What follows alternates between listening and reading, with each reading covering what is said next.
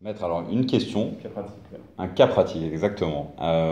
On a acheté un véhicule d'occasion, on a été séduit par ce véhicule, on roule quelques semaines avec et paf, il tombe en panne. Et on s'aperçoit que le vendeur nous a dissimulé un vice caché. Comment faire? Donc, dans ces cas-là, la meilleure solution est d'assigner en justice le vendeur au titre de la garantie des vices cachés. D'accord?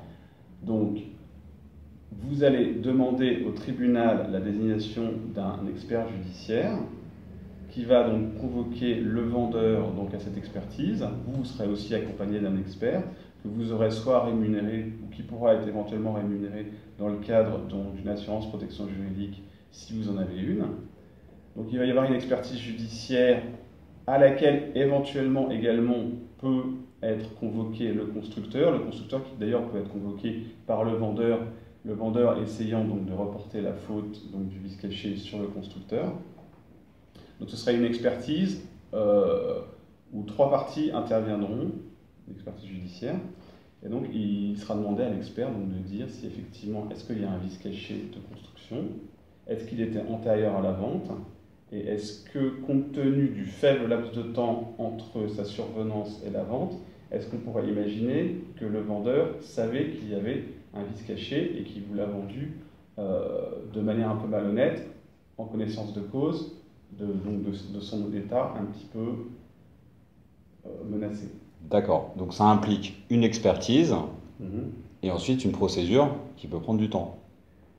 Alors oui, l'expertise judiciaire déjà peut prendre à peu près 6 mois.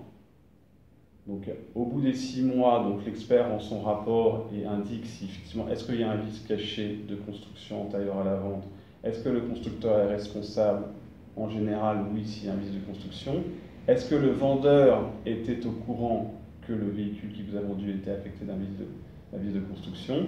À ce moment-là, vous aurez la garantie donc du constructeur qui annulera la vente et vous remboursera le prix de vente, et également des dommages-intérêts si effectivement il est démontré que le vendeur était au courant de ce vice caché.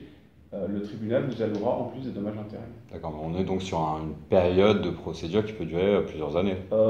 C'est un an et demi. D'accord. Donc, si on achète un véhicule d'occasion à faible valeur, est-ce qu'il y a vraiment intérêt à engager cette procédure? Alors, comme je l'ai dit, si vous bénéficiez d'une protection assurance juridique, protection juridique, tous vos frais d'expertise et d'avocat vont être pris en charge par l'assurance protection juridique.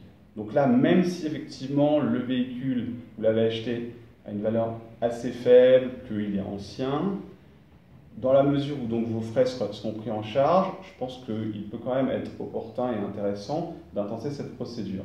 Si effectivement vous n'avez pas d'assurance protection juridique, pour un véhicule de faible montant, effectivement, on pourrait imaginer soit vous essayez de négocier à l'amiable avec le constructeur ou le vendeur pour qu'il vous donne au moins une indemnité pour payer les réparations, soit vous laissez tomber, ou soit vous avez peut-être un ami avocat qui vous fera